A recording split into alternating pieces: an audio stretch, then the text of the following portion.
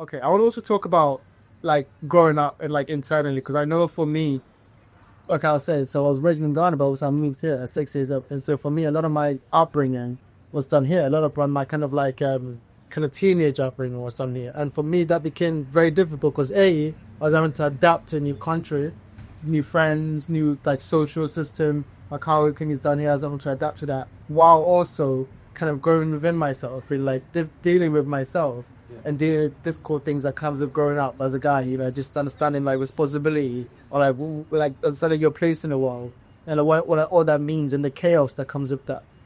Question I have for you is that what was that like for you when you got to that age of having to deal with that? When you started to, was that difficult for you to just kind of look around the world and kind of embrace the chaos within yourself? And like, how was that kind of, change from, being a young kid to now you're kind of like an adult, young adult? What was that growth period for you? Was that difficult for you or was that okay?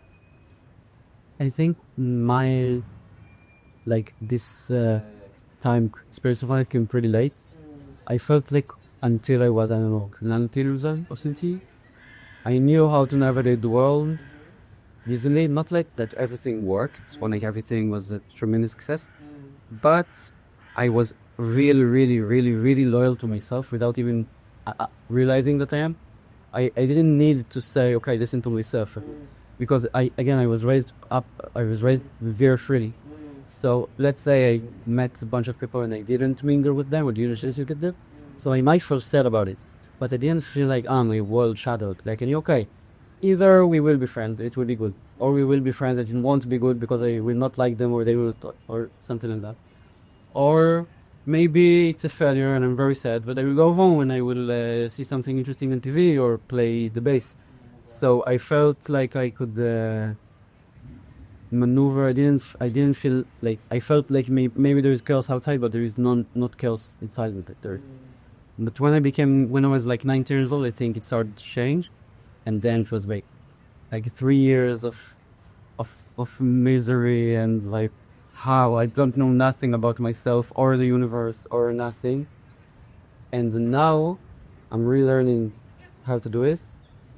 And I think for me, now, and also if I'm trying to understand how did I do it when I was young, like trying to make sense of the chaos inside or outside, I think there are like the chaos happens on like two levels. So, or the way to solve it happens in two levels. So, one is like what suits you, and the other is what suits you naturally, and the other is what do you want to do unnaturally. So, let's say you don't like chocolate, so you have no reason to eat chocolate because you don't like it, and I don't think you would sweat over it. You wouldn't be like, why don't I like it? Everybody likes it. You're like, I don't like it. Yeah. But with a lot of other things, let's say you want to perform, but you have like you're scared to speak in front of other people. You like, why am I scared? I want to go. So, is it something that you really want to do, or something that you don't want to do? And I think it's about understanding when you should just say, okay, it doesn't suit me right now for whatever reason. Only you need to understand it. And when you want to say, okay, I do want to do it, and then do it in a way that is, in the way that most is suitable for you. But like, because jumping in the water before it can work, but it can also make you drown. Exactly. Yeah. But that's the perfect. There you go. Say it. It's perfect. You might survive, but you will hate water for the rest of your life, and you will never perform again. So it's about finding the balance of like, okay, this is just I don't want to do it. It's not that it's not me, and I don't want to do it, and this I want to do. Maybe it's hard, but okay, let's do it in a way that suits me, and then you can be peaceful and feel less chaotic because you have your shape. You don't need to adjust to everything you see and be things that you're not. Okay, I love that. I love that point. Let's go deeper into that too because I feel like learning to accept yourself. That age when I think everyone has that. You mentioned around 19 years old. I think everyone has that around that age, especially in the now time that we live in with technology or anything distractions. It's very hard for people to accept themselves because they get portrayed, fed so many other ways they could be. You mentioned like coming to terms of what you're not naturally supposed to do. Like you were saying, if you don't like chocolate, but you force yourself to eat chocolate, why would you do that? And like I don't understand why, because they push chocolate is very good, eat chocolate, and everyone's like, okay, well, I guess, but then they don't understand themselves that maybe you just don't like that thing. I think that's a very, very important thing for me personally, speaking for myself, right? The area that I grew up in was very much like a bad area. It was very much like hoods and gangs and all these things. And then because that's the area you grew up in, kind of feel like you have to do that. Kind of feel like you have to get involved in that. Yeah. But I've never been that kind of guy. You see me, I like poetry. Like I don't do that, right? But like being around those kind of people, I always felt like I wasn't accepting myself. I always felt like a disturbance, because I was like, well, this isn't really who I am. But like I don't know anywhere else to go. I think going through that, and after a while, realizing with myself, actually, that's not who I am. I don't like chocolate. Yeah. I love poetry. I love writing. I love this. I love music. I love like talking to people. I love like embracing people, like getting to open up and like having that kind of shared humanity. That's what matters to me. By the way, about the poem that you wrote about love and ambition, I think it's connected, because when you're ambitious, it makes you want to do great things that maybe your most simple want and desire, maybe you don't even want it. Like your most simple, your child version, the chocolate version. Like maybe you want to run for politics, whatever, okay? And your child version is like, no, I want to stay at home and I want to play football, I don't want to do. The ambition tells you, I want to do it because I can do A, B, C, and it will be great. And maybe that's when this love has a fight, because you're forcing to do yourself to do something you don't love, or maybe you're forcing yourself to do it in a way that you don't love, or doesn't suit you, or something like that. Because, for example, when I performed the poem, I was so happy and relaxed. I read some people loved it. And then for the second time or third time, I thought, okay, I need a new poem. I can do I can do every poem again and again and again. And then I felt like, okay, I need to write a poem. Yeah. And then I didn't want to, because it didn't came out good. So I said, okay, I will perform the same poem 6 times. Some people will hear it 6 times. Some people will hear it for the first time, and it's okay. And after a bunch of times, I wrote a new poem. Yeah. So it's not that you don't need to not be ambitious, but get there slowly in a loving way, which also, at least for me as a sensitive person, I think it's the most efficient way also. I forced myself to come to ambitious achievements for a long time. It worked. I had achievements, and then I collapsed and I couldn't do any achievements anymore, and I need to rest. So I think doing it in the more loving, not necessarily slow, but like a way that suits me. Not like, okay, I want to do this, so let's do it. But okay, I want to do this, so let's get close, let's see the vibe, like in a way, and then that's, I think, with balance. I completely agree. I think you mentioned that kind of poem that I wrote about love and ambition, and you're 100% right, because that's what it was. You're pinpointing it. It was that kind of because I mentioned a lot in my poetry. At my core, I just want to be at home with my family. Yeah. At my core, I just want to just play with my family, just like do the things I always done as a kid. Yeah. But again, it also comes with these gifts. It also comes with when you think you're able to do something. It's like, I'm in a unique position to do this thing. I have this gift of being able to say words in a certain type of way that makes sense to people. Yeah, that can affect people. And so like I feel like I have to do this. I feel like I'm called to do this. The ambition comes there. But it's like how I keep balancing both, because like I just really want to just be at home. Yeah. But also if I just stayed at home, this part of me wouldn't allow me to do that, because you feel like you're wasting all this opportunity. Yeah. You're wasting all this potential. But I think like what you said, it's about having that, it's the way you do it. If you're just so hard on yourself every single day, like you gotta do this, you have to do this. There's no love there. There is no love there. That's why the ambition voice was very harsh, and love was very much like understanding, because like love understands why I make choices. Ambition is like, no, just keep going. Yeah. It's like, no, we can do it. We'll get there, but we'll get there with me, with love, with like patience and like, care, Okay, well, if I spoke you through that, I would have very much like tied a bow on this one. What advice would you give to someone about accepting themselves? What advice would you give to someone, or a young man, about coming to terms with the nature of reality, like as we speak about it, and actually moving forward in life? I think advice, it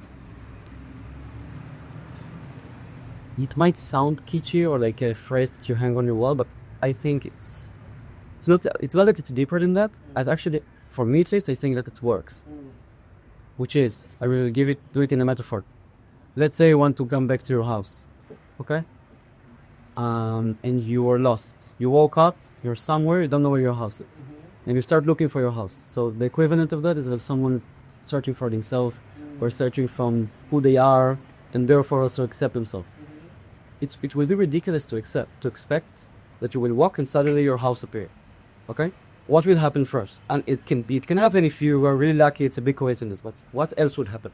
You won't see your house first, but you see other things that you recognize. Okay, this is where my teacher used to live. Okay, let's go. I don't know where it is. It's probably around it. Oh, this is the shop that I used to buy it. Okay, and then you find all of the things that you know that are familiar to you, that you like, and then it's my house. And I think we are, and it's not the human race's fault because we are not taught to do this, but we expect immediate solutions, and in a way that it's like, okay, let's say for example, I am let's say for example I'm unconfident in social situations. So let's say I say, okay, every day I will go to a party until I'm used to it, whatever. I go to a party, then it doesn't work. It's usually didn't work. Maybe it would have worked. Okay, maybe it doesn't. Again, you won't find your house immediately. It's okay. Let's find one thing that feels good. One thing. Okay, what is similar to that thing? Maybe it also feels good. What is similar? Or, for example, let's say you can't help but make jokes because you're stressed. So and you want to stop.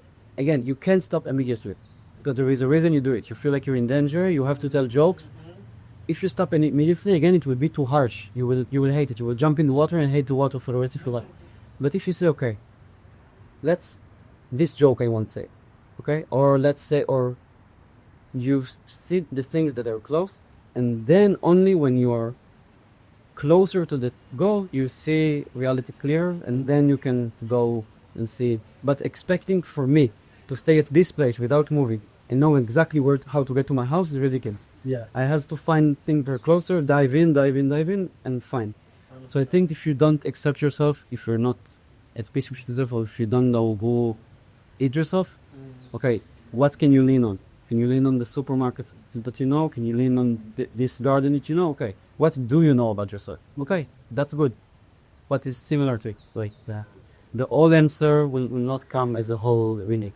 100% agree. I think so. I think the analogy of like what you recognize close to yourself is so true. Because I really did feel that in my life too. It's like when I was in a point where I didn't know what I wanted to be, I looked for things that I cared about that kind of made sense to me. To me, that was writing. To me, that was like poetry a little bit. Way before I started writing poetry, I was like, oh, that looks interesting. I like how they do that. You know, I'll go to open mics and be like, that's so cool. They could do that, you know. But I didn't think I could do it. I just thought that, like, again, I didn't recognize my own self. I recognized something that looked like it. Yeah. And then slowly, I was, oh, that's a house knit. And then I found it, you know, because of that, just the process, the thing that you go through. Another question I had too was about freedom. It was about this, and then once you accept yourself, there's this sense of like, I've attained freedom. Yeah. You know, and I think a large part of that is, for me also, is traveling is, you know, the places. You kind of feel like, why am I mentally bogged down about this one place when the world is so beautiful? Well, there's so many different cultures. There's so many things in the world that I can see. What has your experience been like with traveling and like that kind of idea? What has it told you about freedom and attaining that kind of perspective? Wow. So I had a very like kind of opposite, I think, confusion the most, because I saw so much possibilities. I felt lost in all of these possibilities. Like it wasn't like I didn't know where to start. It's like when I was 20 years old, I went with a friend to Amsterdam, and as well, I met so many people and I did so many things. Like there isn't like I go back home and now home seems random to you. Like you think about home is home, but I could have also grown up here. I'd met people there and there are people there also. And then I went to England. By the way, we talked about before the podcast, we talk about magic. So there is a magic convention every year in Blackpool. Oh, wow. Yes, really? It comes. And I go every year. Okay, yeah. And I went there. And I met like some of the world's most famous magicians. And I showed them magic tricks that I created. And they were like, wow, it's amazing. How did you do it? And I felt like so I wanted to do more. I wanted to, okay, so I Found your people. and when I come, yes, but also I found too many groups of people because I came back home. He said, okay, I can be a teacher at a school because I like education.